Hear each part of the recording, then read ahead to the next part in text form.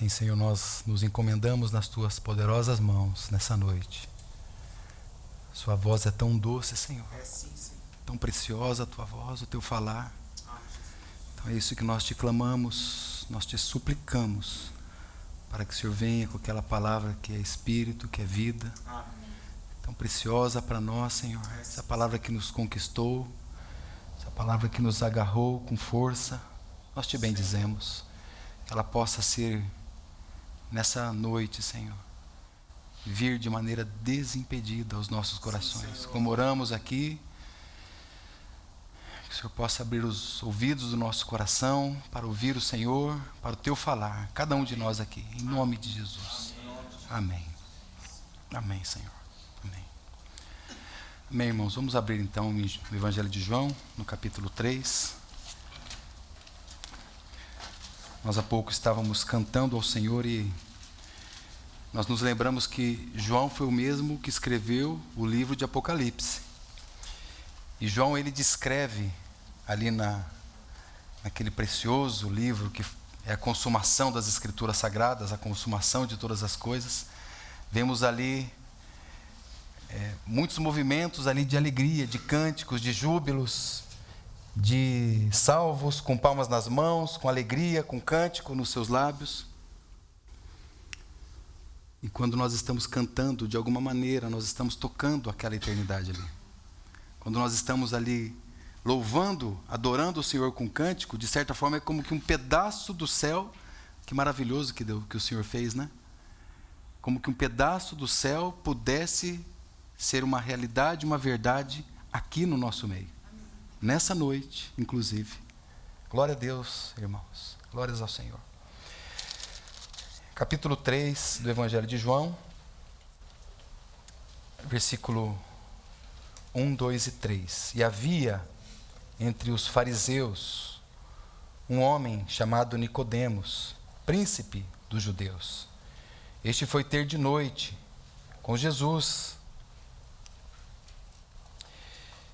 e disse-lhe: Rabi, bem sabemos que és mestre vindo de Deus, porque ninguém pode fazer estes sinais que tu fazes, se Deus não for com ele. E Jesus respondeu e disse-lhe: na verdade te digo, que aquele que não nascer de novo, não pode ver o reino de Deus. Sei que é uma passagem bastante conhecida para a maioria de nós aqui, mas eu sei que não é uma passagem conhecida e familiarizada para todos.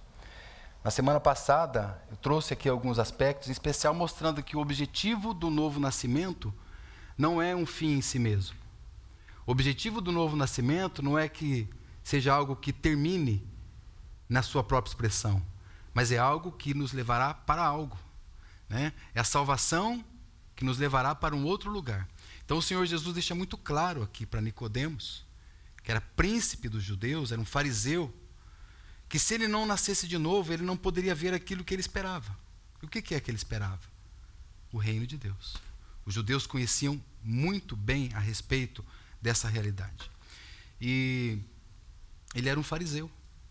Um fariseu era alguém assim de uma pompa religiosa muito forte. E religiosa eu não falo aqui no sentido negativo, no sentido positivo, eu falo no sentido negativo, porque eles entendiam que pelas boas obras eles poderiam então alcançar a salvação. Eles criam no Pentateuco, eles criam nos Salmos, eles criam nos profetas. Essa era a característica fundamental dos fariseus, e por isso também eles criam na ressurreição. E de alguma maneira, mesmo eles sendo legalistas, mesmo eles sendo chamados algumas vezes pelo Senhor mesmo de sepulcros caiados, de hipócritas, ele queria estar com Jesus. Tinha algo no coração dele que o motivava a ir buscar aquele que ele estava vendo como alguém que tinha sinais. Aliás, o Evangelho de João é recheado dessa palavra sinais. Tem dezenas de vezes, é a chave ali, porque o Senhor Jesus é aquele que veio para cumprir todos os sinais. A prova incontestável de que ele era o Cristo de fato. Mas os próprios judeus, o próprio povo de Deus, diz o próprio João, não o receberam. Então eles viviam nesse farisaísmo, nesse formalismo.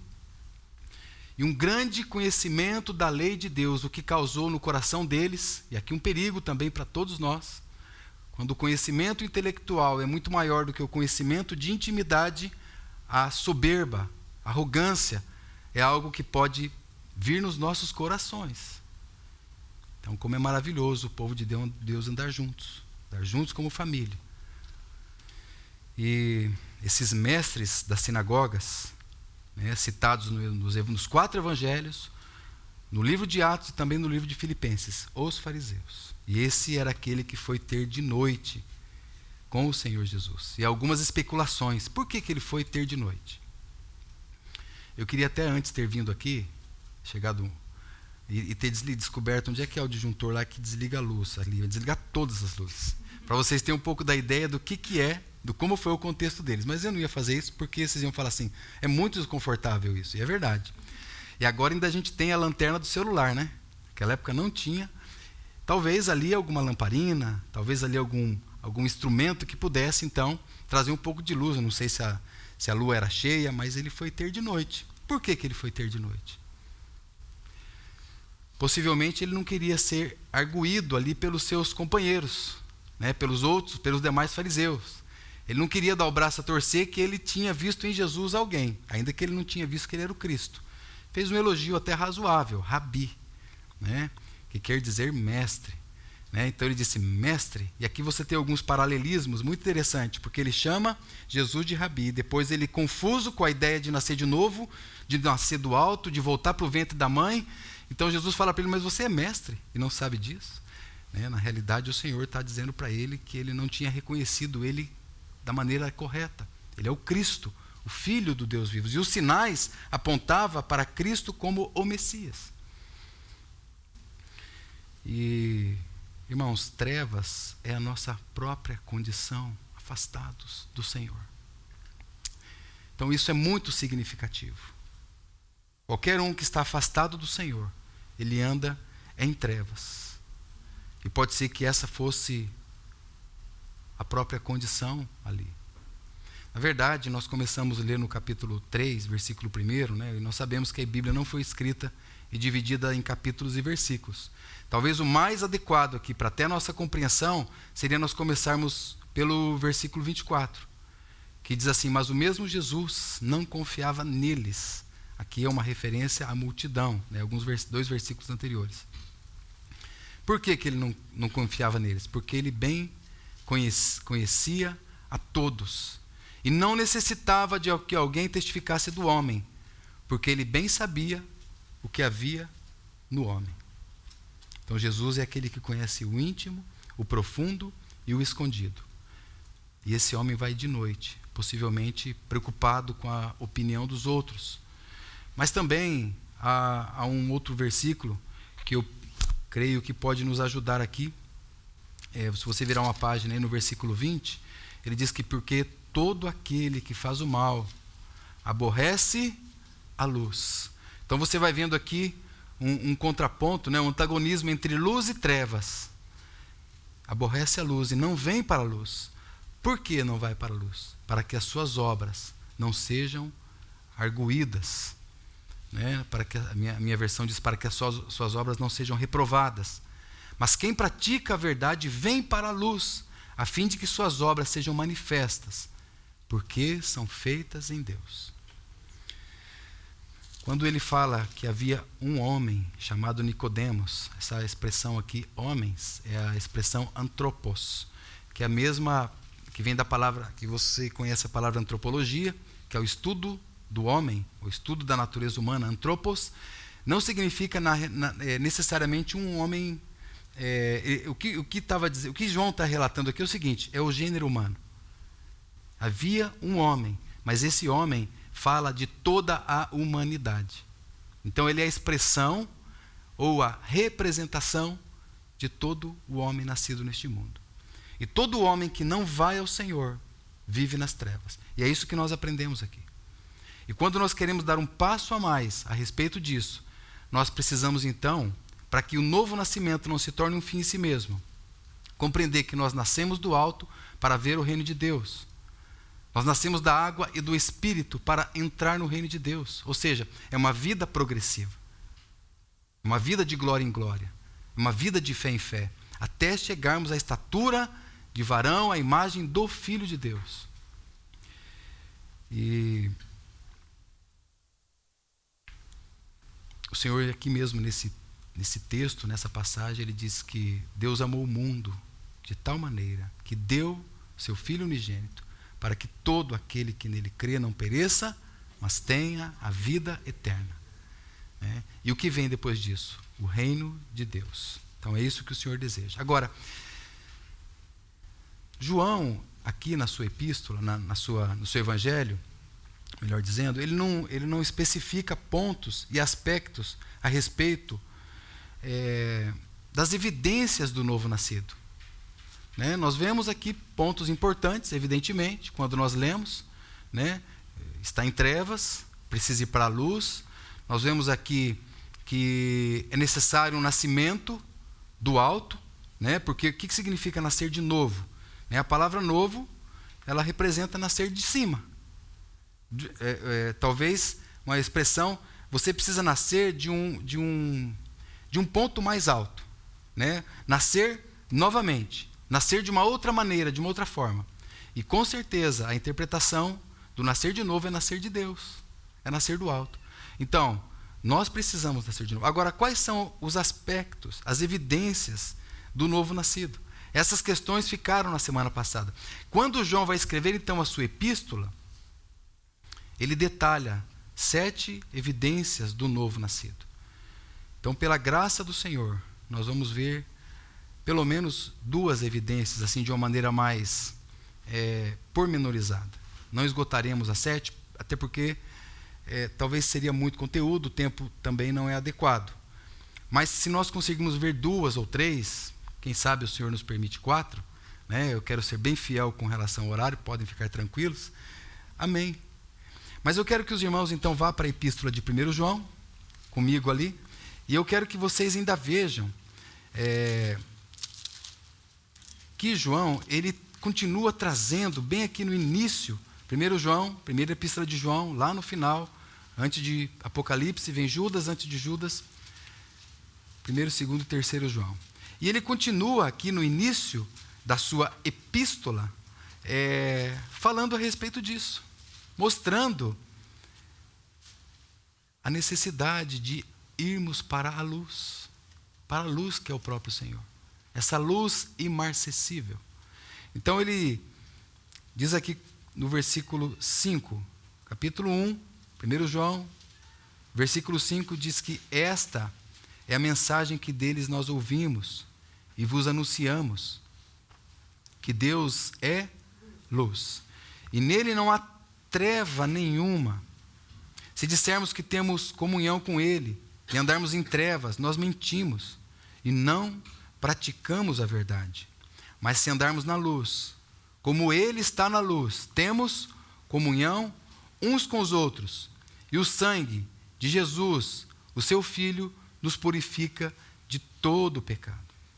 Amém. Amém. O sangue de Jesus, seu Filho. Vamos para a luz. Então ele nos purifica de todo o pecado. E nós já vemos aqui algo que é muito recorrente aqui no livro, que é essa expressão, a comunhão.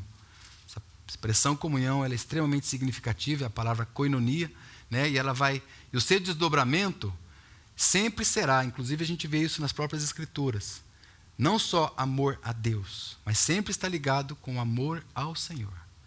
Né? Ouviste o que foi dito? Amarás o Senhor teu Deus de todo o teu coração, de toda a tua alma, com toda a tua força, de todo o teu entendimento, e ao próximo como a ti mesmo. Então você vê que o amor está sempre ligado no amor ao Senhor e o amor aos irmãos, sempre relacionado. Nessa epístola nós também temos algo aqui que nós podemos colocar aqui como esse período inicial, que ela traz 3 testes, chamados testes que todo cristão precisa colocar a sua própria vida debaixo desse teste. E essa epístola, dentro dessas 7 evidências que ele vai nos mostrar, esses 7 pontos que ele nos mostra a respeito de quem é de fato novo nascido, ele mostra 3 testes que o cristão pode ser submetido, que identifica, então, um cristão verdadeiro. E o primeiro dos 3 é crer que Jesus é o Filho de Deus. Ponto fundamental, chamado de um teste teológico. O segundo teste é se nós andamos em obediência, se nós andamos em justiça. E essa expressão vai ser a primeira que nós trataremos hoje. Pela graça de Deus, veremos que o novo nascido é aquele que anda em justiça e não vive em pecado, é o segundo ponto. O terceiro ponto é aquele que ama. Mas eu vou ler para vocês os 3. E o terceiro ponto, os 7, aliás. E o terceiro ponto desse teste, os quais os irmãos, a vida da igreja é submetido, é aquilo que eu citei já inicialmente, que é o amor aos irmãos e o amor ao Senhor. Então, primeiro teste, Jesus Cristo é o Filho de Deus para você? Na sua vida, no seu coração? Segundo teste, a minha vida diante do Senhor está na luz e eu ando em obediência diante dele? Uma vida de justiça. E o terceiro, o amor. Porque tudo vai resultar no amor. Porque Adão teve medo e ele se escondeu. Né? O que é o contrário? O que é o contrário de medo? Não é coragem. Não é ousadia. O que é o contrário de medo? Amor. O contrário de medo é o amor. Porque aquele que teme não é aperfeiçoado no amor. Tantas síndromes que nós temos encontrado nos nossos dias de hoje, tantas delas, que acaba culminando em síndromes até de pânico, está muito relacionado. Eu não posso, evidentemente, fechar aqui, dizer de maneira fechada, mas muitos dos pontos começam com um grande e grave problema, que foi o que começou com o problema de Adão. Ele disse para Deus assim: sabe por que eu me escondi, Deus? Porque eu tive medo. Então é uma vida de se esconder, é uma vida de não andar na luz, é uma vida de não andar de acordo com aquilo que o Filho de Deus tem determinado e previsto para nós. Então, João, amados, ele não deixa dúvidas com relação ao nosso caminhar. A carta, essa epístola é extremamente prática. E é interessante que ele não milindra, sabe? Palavras duras que muitas vezes a gente podia ouvir de alguém, porque ele vai falar de filho de Deus e filho de diabo. Ele vai falar assim, ó, quem está aqui é filho de Deus, quem está aqui é filho do diabo. Eu acho que é muito pesado para se falar. Muito duro para se falar. Mas é porque eu sou da geração mimimi, né? Então, por causa disso, muitas vezes eu fico magoado. Mas ele não usa de meias palavras. Sabe por quê, irmãos? Porque ele quer que você ouça, quando o Senhor Jesus voltar, aquela palavra: muito bem, servo bom e fiel. Você foi fiel no pouco, sobre muito te colocarei. Entra para o gozo do teu Senhor. Ele deseja te ver lá, junto com ele. Ele não quer que você seja daqueles que estejam afastados, apartados na hora da sua vinda. Então ele é claro. Ele fala de maneira muito clara dos seus objetivos. Quando ele escreve o Apocalipse, por exemplo, ele vê lá multidões. E é como se ele estivesse dizendo: eu quero que vocês estejam dentre essas multidões. E a vida do cristão é essa vida de prática. Então ele não usa de hipocrisia, de meias palavras. Ele não deixa espaço para uma dupla interpretação. Não deixa. Vocês verão dentro daquilo que nós vamos colocar. Agora, irmãos, tudo isso está em vista o reino de Deus. Porque foi isso que o Senhor Jesus disse para Nicodemos. O propósito da salvação, o propósito do novo nascimento. Entrar no reino de Deus. E quais são então essas evidências? Quais são essas características? Primeira evidência, eu vou citá-las então. 1 João, capítulo 2, o verso 29. A primeira evidência daquele que é nascido, daquele que nasceu do alto, daquele que nasceu de Deus, aquele que é uma nova criatura em Cristo. Verso 29, capítulo 2, 1 João. Se sabeis que ele é justo, sabei que todo aquele que pratica a justiça é nascido dele. É isso que ele está dizendo, é nascido de novo então. Pratica a justiça. Segundo, 1 João capítulo 3, versículo 9.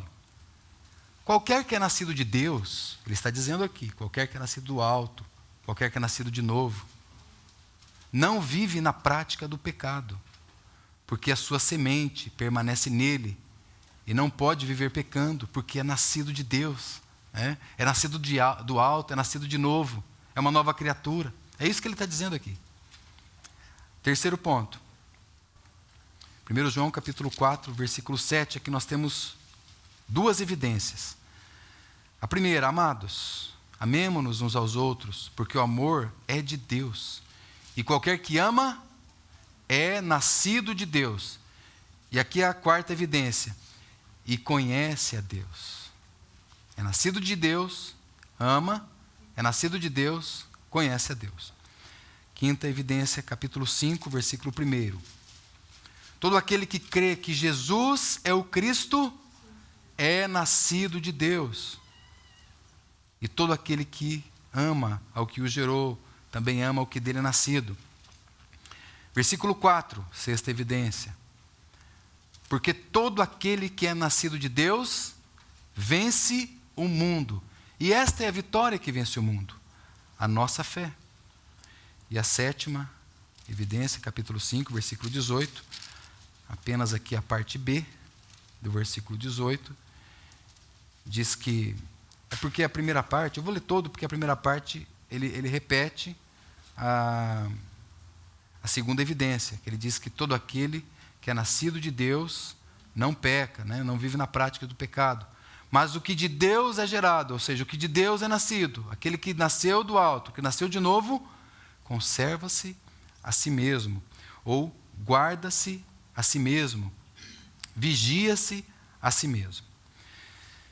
Então, irmãos, eu não vou estar preocupado assim em correr com esses tópicos todos, e vocês poderão ficar com a palavra somente aqui em João aberta, ainda que eu vou citar alguns textos que vão corroborar, né, vão nos ajudar aqui com o complemento da passagem, mas a gente pode ficar só aqui em 1 João.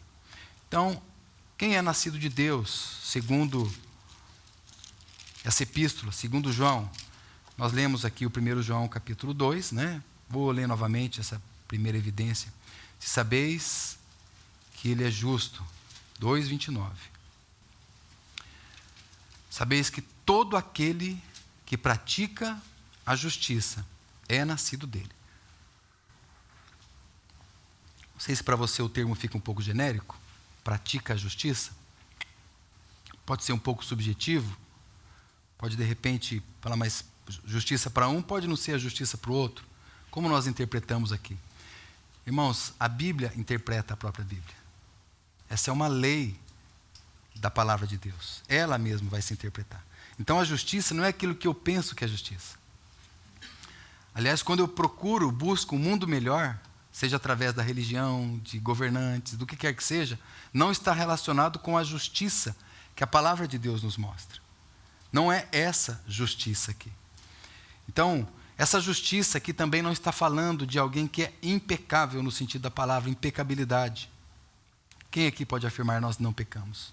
Né? É o segundo ponto que nós vamos tratar, e João vai deixar muito claro que não vive na prática do pecado. Né? E se todavia alguém pecar, nós temos advogado junto ao Pai, Jesus Cristo justo. É claro que é o pecado não contumaz, não é o pecado deliberado, é o pecado o qual me entristeço por ele. Então eu busco o meu advogado, aquele que é o sumo sacerdote, que está sentado à destra de Deus. Então nós não afirmamos, não pecamos. Mas o que é então essa justiça? Como nós podemos traduzir essa palavra? Ela pode ser traduzida, vou dar aqui duas palavras que você pode traduzir, uma delas é retidão. Nós poderíamos ler o texto da seguinte maneira: sabeis que todo aquele que pratica a retidão, ou que é reto. Né? Essa palavra também você pode colocar uma outra palavra aqui, salvação. Justiça está relacionado com a salvação. Por isso que Romanos 5, tão conhecido por nós, diz que justificados pela fé temos paz com Deus. Então, nossa paz vem pela justificação, porque Ele é justo. Ele foi a propiciação. Ele nos justificou, sendo nós ainda injustos. Ele nos salvou, sendo nós ainda pecadores. Então, a justiça está relacionada com a salvação. Essa expressão, ela significa e fala a respeito de um estado, de como alguém deve ser para uma condição aceitável diante de Deus. E a nossa condição aceitável diante de Deus, nós sabemos que é só pela justiça dele, só pelo sangue de Cristo, é só pelo sangue que foi derramado, o sangue perfeito e puro do Senhor. Então, é isso que significa a justiça. Como você estará ou está diante de Deus para uma condição aceitável diante dele. Agora, muito interessante que Jesus, ele cumpriu toda a justiça. E ele jamais buscou os reinos desse mundo. Ele disse, meu reino não é deste mundo. Não foi isso que ele disse? Então ele comprovou no seu próprio viver que ele não estava falando disso. Irmãos, há uma expressão que nos ajuda muito a compreender. João Batista estava no deserto, estava batizando no deserto. Então o Senhor Jesus chega para ele, João Batista está lá, e dizendo que aquele que viria após ele era muito maior do que ele. Aí Jesus se coloca diante de João Batista para também ser batizado. E João Batista fica constrangido com aquilo. Ele diz assim para o Senhor, mas eu é que preciso ser batizado pelo Senhor, o Senhor vem a mim? E o que Jesus responde para ele? Assim nos convém cumprir toda justiça. Então vocês veem? Aqui, de maneira prática, está falando do batismo. É claro que o batismo é um dos aspectos relacionados à nossa vida e caminhada com o Senhor. É lógico, é claro isso, né? E outro ponto que pode também nos ajudar a compreender o que significa essa justiça. Quando o Senhor Jesus começa o seu sermão da montanha, em Mateus no capítulo 5, uma das bem-aventuranças ali. Bem-aventurados que têm fome e sede de justiça. Então, o que está falando dessa justiça? Não está falando para buscarmos as coisas maravilhosas aqui deste mundo. Não está falando. Por que nós sabemos? Já coloquei aqui os pontos para os irmãos, né? Mas Jesus aqui, para nos explicar o que é essa fome e sede de justiça, fome e sede por salvação, fome e sede por retidão, ele usa instintos naturais que nós conhecemos muito bem, instintos fisiológicos, para ensinar como deve ser o nosso desespero por buscar a justiça. Quem já teve fome? Quem já teve sede? Então não é à toa que ele liga fome e sede com justiça, porque esse deve ser o desespero do nosso coração, e não outro desespero. Essa deve ser a ânsia, a busca preliminar. Claro que buscar em primeiro lugar o reino de Deus, mas a busca, digamos, preliminar é a justiça de Deus em Cristo Jesus. Então o Senhor nos mostra de maneira muito didática para a gente compreender essas necessidades fundamentais que todos nós conhecemos bem, para nos ensinar que se não houver fome e sede de justiça, e aqui eu vou colocar e vocês coloquem isso entre aspas, se não tiver fome e sede de justiça, de salvação, de retidão no teu coração, talvez nada ele possa fazer por você. Ou muito pouco ele poderá fazer por você. Na realidade, ele já fez. Ele já deu esse primeiro passo, para que você então pudesse receber essa justiça que vem do alto, que vem de Deus. Irmãos, a fome é um dos instintos naturais, forte e insistente. Vocês veem? Constantemente nós temos fome. Constantemente precisamos ter fome de justiça. É o sustento da vida física. O Senhor está nos ensinando que a nossa vida espiritual só poderá ser sustentado pela fome e sede de justiça. E sede, segundo se diz, é a pior dor que um ser humano pode sentir. Sede. E todo bebê que nasce nesse mundo, ele já nasce naturalmente, via de regra geral, com dois sentimentos, fome e sede. Por isso que o leite materno vem para justamente suprir essas necessidades. Ou seja, irmãos, desde quando nós nascemos de novo, desde bebezinhos. E a epístola de João vai falar muito disso. Filhinhos, jovens, pais. E isso fala não só da idade que nós temos na nossa congregação, mas da nossa própria fase de idade. Um dia fomos filhinhos, um dia jovens, um dia pais. Cada um de nós passamos por essas fases. E filhinhos, leite vos dei a beber. Não é assim? Mas o Senhor está nos mostrando que constantemente, até o final, esses instintos naturais precisam nos ensinar que nós precisamos ter fome e sede de justiça. Porque a água, ela é fundamental para a vida biológica dos animais, dos homens, da natureza, fundamental. Nós não podemos, amados, abrir mão do que o Senhor está nos falando, com toda a seriedade que Ele nos fala, que Ele nos mostra. nós devemos ter um ardente e vital desejo por essa justiça, a ponto de nós não podermos suportar a nossa própria vida sem buscar a justiça que vem do Senhor, a justiça que vem dele. Quando o esfriamento começar a querer assaltar o nosso coração, quando estivermos tão saciados com as coisas desse mundo, e eu complemento aqui para os irmãos, que o problema do povo de Deus, em termos de apostasia, sempre foi a sua frieza espiritual. Sempre foi perder a fome e a sede por Deus. Não tem novidade quando nós falamos de apostasia. Se você pegar o Antigo Testamento, você vai ver que esse foi sempre o problema dos homens. Eles perderam a sede e a fome de Deus. Perderam. Abriram mão, se satisfizeram com outras coisas.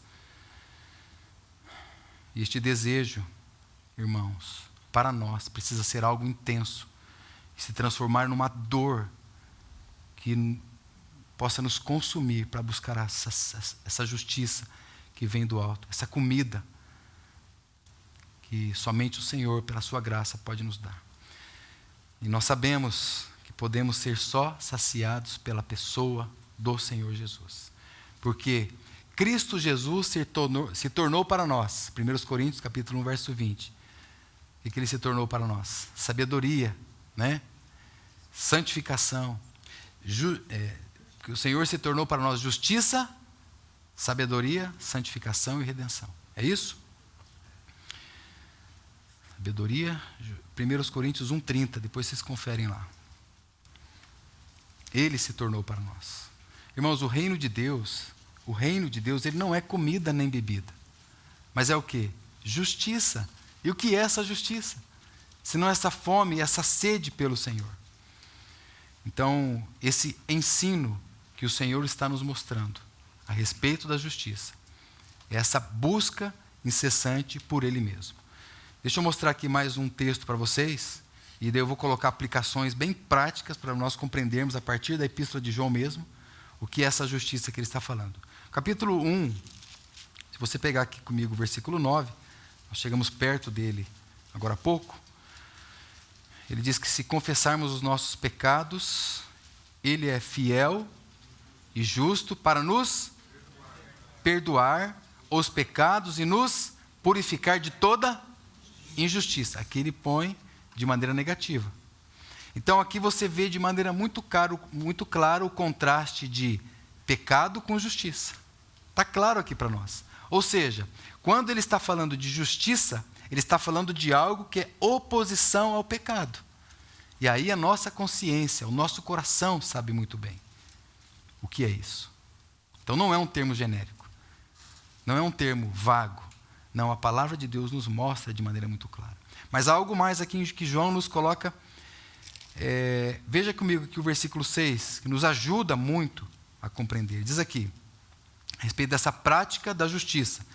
Então ele vou colocar para vocês 3 pontos a respeito da justiça, do que é a prática da justiça. A primeira é a prática da verdade, capítulo 1, versículo 6. Se temos comunhão com Ele e andarmos em trevas, mentimos e não praticamos a verdade. Então logo, praticar a justiça é praticar a verdade. 1 João, capítulo 2, verso 17. Podíamos falar tanta coisa a respeito da verdade, né? Tanta coisa. É o contrário da mentira. Quem é o pai da mentira? É o diabo. É a primeira arma, se você ler Efésios no capítulo 6, é o primeiro aparato ali do soldado romano, que é aquele cinturão, chama cinturão da verdade. Então, é aquilo que nos dá estabilidade. É o primeiro passo que nós devemos dar na nossa vida. A prática da verdade. A mentira precisa ser abolida das nossas vidas, sejam em atos, em ações, em pensamentos. E o segundo ponto, então, capítulo 2, versículo 17. Primeiro é a prática da verdade, agora aqui a prática da vontade de Deus. E o mundo passa e a sua concupiscência, mas aquele que faz, ou aquele que pratica a vontade de Deus, permanece para sempre. Então o que está relacionado com a justiça? Prática da verdade. Fazer a vontade de Deus. Como disse o Senhor, a minha comida é fazer a vontade daquele que me enviou. Como é que foi a oração do reino? A oração do Pai Nosso. Venha o teu reino, faça-se a tua vontade. Terceiro ponto, prática da verdade, prática da vontade. Capítulo 3, verso 22, diz que qualquer coisa que lhe pedirmos, dele a receberemos, porque guardamos os seus mandamentos e fazemos ou praticamos aquilo que é agradável à sua vista. Então, prática da verdade, prática da vontade de Deus e pratica aquilo que é agradável à vista de Deus. E essa palavra vista de Deus, não sei se a tua versão é diante de Deus, tem uma outra versão, significa que pratica aquilo que é bom, não na presença dos homens. Essa palavra está falando que pratica aquilo que é bom na presença de Deus, no escondido. É claro que vai refletir, né? Vai reverberar a minha vida no oculto, no escondido, irá reverberar a minha vida no público. Então, essa palavra também fala, irmãos, muito interessante, que quando havia uma referência de Zacarias e de Isabel, dizia que eles eram justos perante Deus. Ou seja, a vida daqueles dois, aguardando o Messias, diz que eles viviam de maneira irrepreensível todos os mandamentos, todos os preceitos. E quando nós falamos de mandamentos, preceitos, leis, regras, a tradução para nós é viviam de acordo com a palavra de Deus. Então, eles tinham uma vida, aquele casal tinha uma vida agradável diante do Senhor. Capítulo 3, verso 7. Filhinhos, ninguém vos engane. Ninguém vos engane. Quem pratica a justiça é justo, é justificado, assim como ele é justo. Veja comigo o versículo 10. Eu disse para vocês que ele não usa de meias palavras, né? Ele diz aqui: nisto são manifestos os filhos de Deus e os filhos do diabo. Qualquer que pratica a justiça e não ama seu irmão, não é de Deus. Muitos ensinos poderíamos tirar aqui desse versículo. Muitos mesmo. Filhos de Deus, filhos de diabo. Filhos de Deus são aqueles que praticam a justiça e amam os seus irmãos.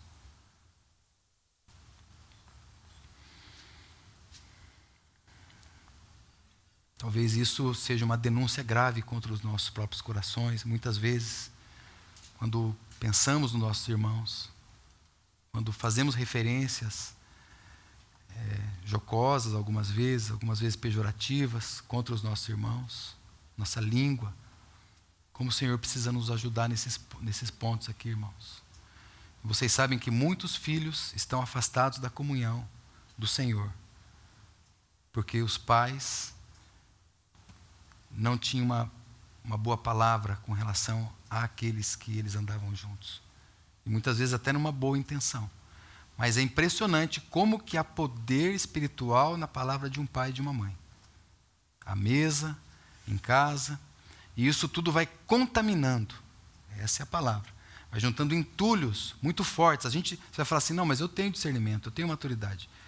Mas eu acho que você não tem. Eu acho que eu também não tenho. Eu acho que nós precisamos rever que a prática da justiça está relacionada com amor aos irmãos.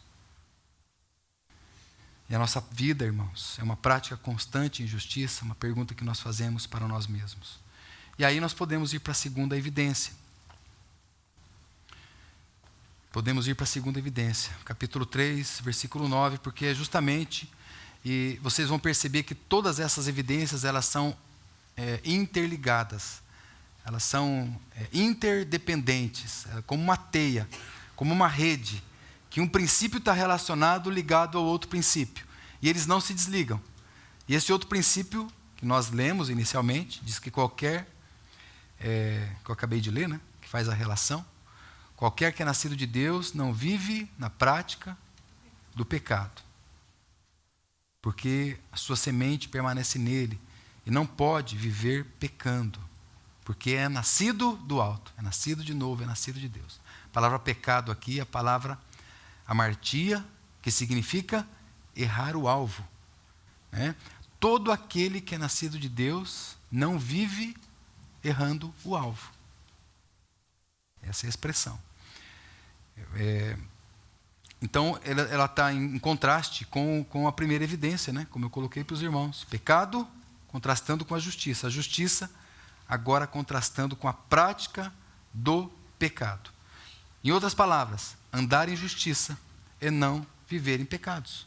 Andar em justiça é não errar o alvo. Versículo 4, veja aqui que vai dar uma luz para nós, muito interessante. Qualquer que pratica o pecado, também pratica iniquidade. Aqui ele nos dá uma outra palavra para falar do pecado. Iniquidade. Se você pratica o pecado, automaticamente você está praticando iniquidade. Aí ele explica o que é iniquidade. Porque o pecado é iniquidade. Né? Tem uma outra versão que fala a transgressão da lei? Isso. É a quebra da lei. Essa é a palavra iniquidade. Ou seja, quando nós praticamos pecado, nós estamos praticando a quebra da lei. Quebra de princípios. Em outras palavras, nós estamos desprezando a palavra de Deus. O desprezo à lei, o desprezo ao que o Senhor está falando, é o desprezo à sua palavra. Veja comigo, ou melhor, se nós pegarmos isso, irmãos, que a prática do pecado é a iniquidade, que é a transgressão da lei. A próxima evidência, nós não vamos falar dela hoje, que é a prática do amor, ela está em 2 pilares. Essa prática do amor está relacionada em 2 pilares que eu já falei para os irmãos, que é o amor ao Senhor e o amor aos irmãos. Né? E eu demonstro o amor aos irmãos de muitas maneiras. São várias maneiras. Agora, tem um outro ponto aqui, muito importante, e os irmãos vão ler os textos, e os irmãos tenho convicção, vão buscar mais entendimento nesse texto, do que eu mesmo vou poder passar aqui para os irmãos. Porque aqui vai falar a respeito da nossa vida de família. Porque, irmãos, a nossa vida de família não está... O Senhor nunca planejou uma vida de igreja a qual nós estivéssemos desligados. Boa semana, irmãos, boa semana. Né? E seria literal, ainda que eu possa desejar uma boa semana, mas seria literal. Eu só veria o irmão, talvez, na semana que vem. Talvez, se ele não tivesse algum outro compromisso. Talvez, se não chegasse alguém de última hora na sua casa. Talvez, eu poderia vê-lo novamente. O Senhor nunca pensou nisso. Ele sempre pensou num povo adquirido seu, juntos, zeloso, participante dos problemas uns dos outros, de boas obras. Aí você vai olhar para mim e vai falar, mas está faltando então aí, irmão, na sua própria vida. É verdade, irmãos. Falta na nossa vida nós buscarmos, compreendermos o que o Senhor nunca... Aliás, quando ele estava falando lá em João, no capítulo 2, versículo 25, que ele bem sabia o que estava no coração dos homens, ele estava falando da multidão que estava perseguindo ele. A multidão que sempre seguia o Senhor. Ele falou, não, mas eu não confio no coração deles. Porque ele sempre intentou, igreja, eu edificarei a minha assembleia particular, povo meu, zeloso, de boas obras. Isso é o que sempre estava no coração. Agora, quando alguém da nossa família, e aqui, então eu vou pedir para você abrir um outro texto. Né? Como eu disse para os irmãos, é um texto que é muito pouco estudado, eu vou colocar aqui algo, e eu quero que os irmãos considerem o que eu vou colocar. Capítulo 5, versículo 16. Se você olhar aqui no título, que é normalmente colocado aqui para mim diz a eficácia da oração. Mas esse meu título aqui, ele não fala, porque se você ler o contexto está falando justamente do amor, do socorro, uns para com os outros, da vida, essa vida de comunhão. Então, lógico que está falando a respeito da oração, mas não é a eficácia da oração no sentido estrito que nós estamos lendo aqui. Aqui está relacionado com a vida dos irmãos. Ele diz no 16, porque se alguém vir seu irmão cometer pecado, que não é para a morte. Olha a maturidade aqui agora. Como é que eu sei quando é pecado para a morte, quando é pecado que não é para a morte? Veja mais. Orará, e Deus dará vida àqueles que não pecarem para a morte. E aí João vai falar outra coisa para nós. Ele está terminando de escrever a sua primeira carta. Há pecado, irmão, para a morte. E por esse não digo que ore. Toda iniquidade é pecado. E há pecado que não é para a morte. dentro do aspecto estrito que nós estamos lendo aqui. Quando eu falo assim que não existe pecadinho e pecadão, não é verdade. Porque do que nós estamos lendo aqui, eu posso dizer que há sim. Quando nós dizemos que não há pecadinho e pecadão, nós estamos falando da essência do pecado, aí eu concordo. Ou seja, a nossa natureza pecaminosa, né? A árvore produtora de pecados. É isso que tem lá no livro de Romanos. Você tem pecado no singular e você tem pecados no plural. Então o pecado fala da nossa natureza, né? E os pecados falam do que produz a natureza. No que concerne a nossa natureza, não há pecadinho e pecadão. Todos nós nascemos mortos nos delitos e pecados. Todos nós. Sabendo isto, que foi crucificado com ele o nosso velho homem, para que o corpo do pecado, né? Para que o corpo do pecado, não? Para que o corpo do pecado seja desfeito, seja destruído. E não sirvamos ao pecado como escravos. Então, a natureza do pecado foi crucificado com Cristo. Quando esse pecado, que ele fala ali, se todavia nós pecarmos, nós temos o advogado, né? Ele está falando não da natureza, ele está falando dos pecados, coisas que podem acontecer. E aqui ele está dizendo a respeito, sim, de tipos de pecado. Né? São pecados, digamos, perdoáveis. Nós temos que orar pelos nossos irmãos. O irmão está em pecado, o irmão está transgredindo, o irmão precisa ser alertado. Precisamos conversar com esse irmão, precisamos sentar juntos. O irmão precisa sentar comigo também. Irmão, isso, aquilo. O que o irmão entende? Porque, irmãos, na vida da nova criatura, é verdade que há tristeza pelo pecado. Mas há o perigo de muitas vezes esse pecado se calejar. E daqui a pouco o nosso coração não nos condena. Vocês sabiam disso? Daqui a pouco o teu coração não nos condena. Deixa eu mostrar para você um texto muito importante a respeito disso, mas não saia daqui, tá? Capítulo 3, verso 20, diz que sabendo que se o nosso coração não nos condena, maior é Deus. Porque a gente pode viver uma vida assim, irmão, eu estou com paz no coração, né? Então, eu acho que deu paz no coração. Irmãos, a palavra de Deus é maior. Está dizendo aqui. Sabendo que se o nosso coração não condena, maior é Deus do que o nosso próprio coração que conhece todas as coisas. Vocês entendem? Que nós temos que tomar muito cuidado quando nós temos a paz no coração. Por isso que eu andar junto, andar em família, andar juntos, andar em igreja, andar como corpo de Cristo. Vamos nos regulando um ao outro, vamos sentando, orando uns pelos outros. Há pecados para a morte. Esse eu não quero que vocês orem. Meu Deus. Pecado para a morte não é aquele que é aquele que se torna um hábito, aquele que se torna corriqueiro. Né? Quando fala de pecado para a morte e pecado não para a morte, não fala do tamanho do pecado, irmãos, mas do tamanho do meu arrependimento para o pecado. Lembra de Davi? Né? A intenção do coração. Se você comparar o pecado de Davi com o pecado de Saul e colocar numa balança, né, se você tivesse uma balança ou um pecadômetro, né, que você pudesse medir o pecado, você vai ver que o pecado de Saul foi menor do que o pecado de Davi. Mas tinha uma diferença. Davi escreveu o Salmo 51 e disse, pequei. Arrependimento. Eu quero voltar, Senhor. Eu quero que o Senhor restitua de novo no meu coração a alegria da salvação. Eu perdi a alegria da salvação. Eu quero de volta. Então, não é o tamanho do pecado, mas é a liberalidade voluntária para você voltar, para você se colocar de pé e para você caminhar de novo e prosseguir para o alvo, para o prêmio da soberana vocação de Deus em Cristo Jesus. Se você está anotando, tem um texto de Provérbios 28:13, que eu sei que a maioria que sabe de cor. O que encobre as suas transgressões jamais prosperará. Mas aquele que confessa o seu pecado e deixa, alcança o quê? Misericórdia. Há pecados que não são para a morte. Agora, esses pecados para a morte, aqui eu vou colocar e os irmãos, tenho certeza que vão conseguir fazer a conjugação e meditar nesses textos.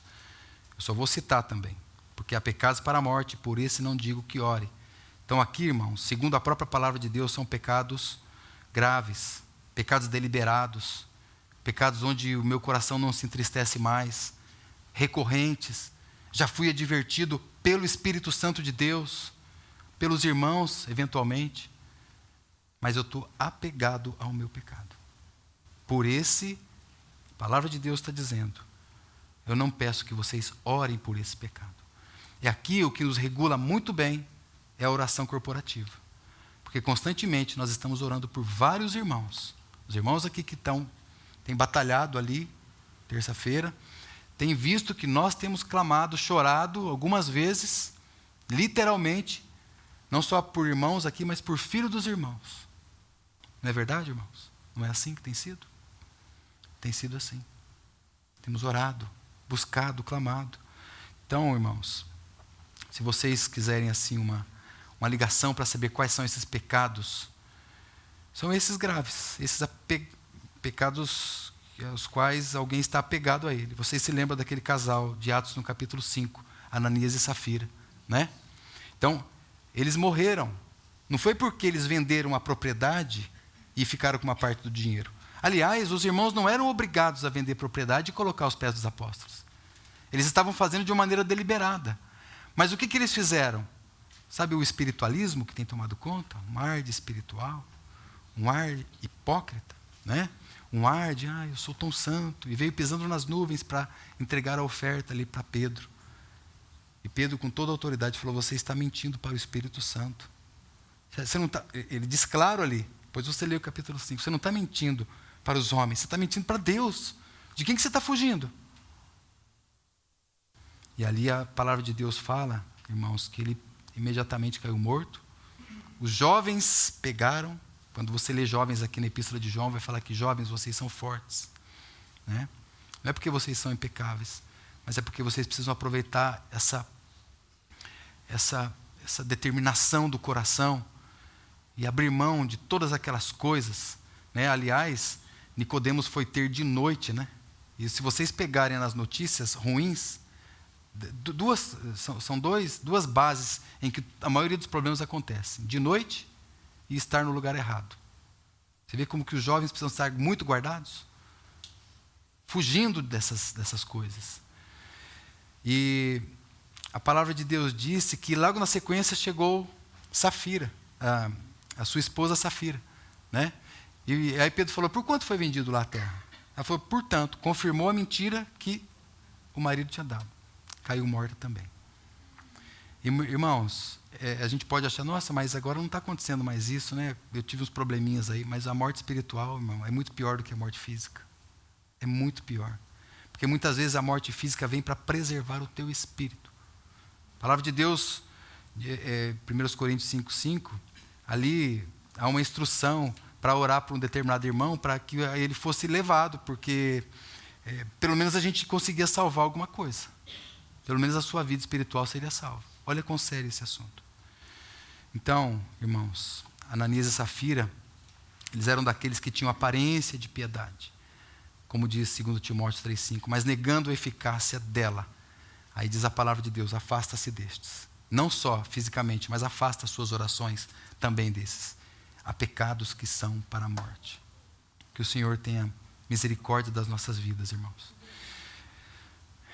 Há um outro ponto também de pecados para a morte. Quando nós vemos ali em 1 Coríntios capítulo 11, instruções ali para a mesa do Senhor, a palavra de Deus diz que qualquer que comer do pão, beber do cálice, indignamente. Então, olha essas palavras, indignamente.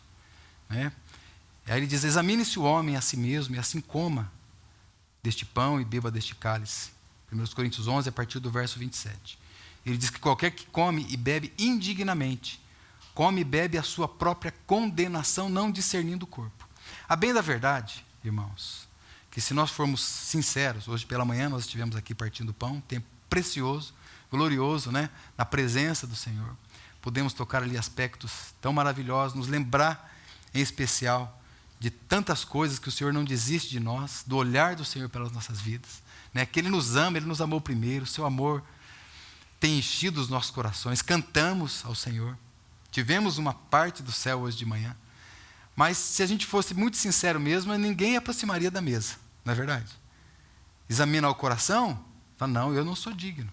Esse é o primeiro propósito, é você entender que a dignidade é de Cristo, e você se prostra diante dele em adoração a ele. Mas é claro que há também, nesse exame, nesse autoexame, questões. Você precisa considerar e se aproximar da mesa, porque ele disse assim: examine-se e assim coma. Não é examine-se e vá para casa, examine-se, a não ser que você não queira se reconciliar. Aí tudo bem. Se você não quiser se reconciliar com o Senhor, não se aproxime da mesa. Por quê, irmãos? A palavra de Deus vai dizer que é por causa disso que há entre vós muitos fracos e doentes, e não poucos os que dormem. Há muitos irmãos que estão, então, em morte física, justamente por esse ponto. Então, o Senhor, para manter o seu testemunho, permite que irmãos sejam ceifados. E eu não estou aqui dizendo que alguns irmãos que foram ceifados, seja na Covid, seja em qualquer aspecto, seja por causa desse problema. Não, irmãos, porque partir e estar com o Senhor é muito melhor, não é verdade? Mas o assunto aqui não é esse. O assunto aqui é justamente esse, né? Se o meu coração não me acusar, né? Então, nós precisamos da luz da palavra de Deus. Porque o pecado, ele é assim. Ele vai entrando não só no meu coração, no coração dos irmãos, nós vamos perdendo o discernimento a respeito disso. Então, quanto ao pecado, ele vem aos poucos. Eu não condeno, depois eu tolero, e daqui a pouco eu já estou aceitando. São esses passos que vêm acontecendo. Guardar a palavra, irmãos, para não viver em pecado. Veja o capítulo 2, verso 5, 1 João. Veja comigo esse texto. Qualquer que guarda a sua palavra, olha aí, olha que precioso.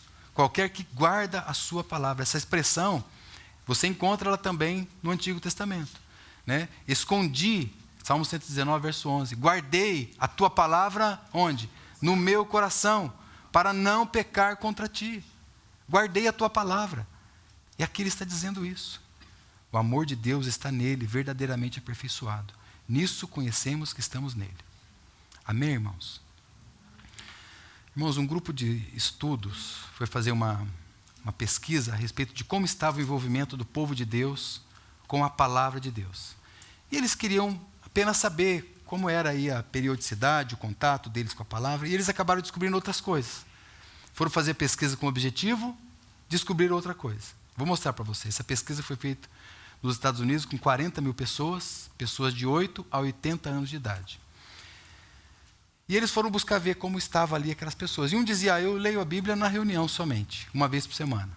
Outros diziam: eu leio a Bíblia, de vez em quando eu leio um versículo lá em casa, 2 vezes por semana. Outros diziam: eu leio a Bíblia 3. Outros diziam: não, eu leio a Bíblia todos os dias. A palavra de Deus é o meu alimento espiritual. Então eles foram percebendo algumas coisas que aconteciam naquelas pessoas que liam uma vez por semana. Guardei a tua palavra no meu coração para não pecar contra ti. E aquelas pessoas que liam mais vezes. Aqueles que liam 1 ou 2 vezes, no máximo, o efeito que eles perceberam naquelas pessoas era quase insignificante. Eles pegavam ali as chaves da vida deles, e era igual o ímpio, por exemplo. Era igual pessoas do mundo. Não mudava muito, não tinha muito efeito a respeito do seu modo de andar. Quem lia 2 vezes por semana, também quase o mesmo efeito. Não mudava muito. Muito parecido com quem lia uma vez só. Quando eles pegaram aquelas pessoas que liam a Bíblia 3 vezes por semana, eles já perceberam até o batimento cardíaco da pessoa, quando falava, era diferente daquelas pessoas que liam 1 ou 2 vezes. Eles perceberam sinais ali diferentes, sinais positivos, né, de melhora, num mapa que eles fizeram, e perceberam que essas pessoas eram diferentes daquelas que liam menos. E eu vou mostrar para vocês quais são. Aqueles que liam, então, quais eram esses efeitos, né? Que passou, então, a subir de forma impressionante aqueles que liam 4 vezes por semana ou mais. Era desproporcional. Todos os sentimentos negativos daqueles que liam mais a palavra, eles caíam. Todos os sentimentos negativos. Por exemplo, sentimento de solidão. 30% a menos daqueles que estavam mais em contato com a palavra de Deus. Sentimentos de raiva, ira, 32% a menos daqueles que tinham mais contato com a palavra. Amargura nos relacionamentos, filhos, cônjuges, menos 40%. Era o índice que caía, né, dessas pessoas que estavam mais em contato com a palavra. E vícios, então? Vícios em alcoolismo, 57% a menos. Contato com a pornografia, talvez seja o maior vício que nós temos hoje. Hoje, crianças já com 5 anos de idade, viciados em pornografia. Enquanto antigamente, a média, né, de idade era de 12 anos de idade em diante. Mas esse contato com a pornografia, em contraponto com a palavra de Deus, caía 61%. Sentimento de estagnação espiritual diminuía 60%. Mais contato, 4 vezes por semana. Né? Então, que a palavra seja o nosso alimento, né, irmãos? Né? E frieza espiritual era algo que não existia nessas pessoas que estavam mais em contato com a palavra de Deus. Então você pergunta para você mesmo, como tem sido o seu contato com a palavra de Deus? Então o aumento da fé nesses que tinham mais contato, 200%. Olha, dá para ter um índice tão elevado assim? Eu creio que, eu sei em quem tenho crido, eu estou certo que Ele é poderoso para me guardar. Ele estava confiante, porque ele estava firmado, agarrado na palavra de Deus que traz esperança. Por que nós estamos com tantos problemas muitas vezes? O aumento do discipulado, mais ainda do que o aumento da fé. Ou seja, ele queria falar para os outros a respeito da sua fé. O aumento do discipulado, 230% a mais naqueles que estavam mais aplicados à palavra de Deus. Estava falando com o Davi, da Ângela e do Marco, né? Ele estava com a Bíblia dele, aí eu sugeri para ele, Davi, escreve aí na sua Bíblia. Essa palavra é de Moody, D.L. Moody. Ou este livro te afasta do pecado, ou o pecado te afastará desse livro. E é assim.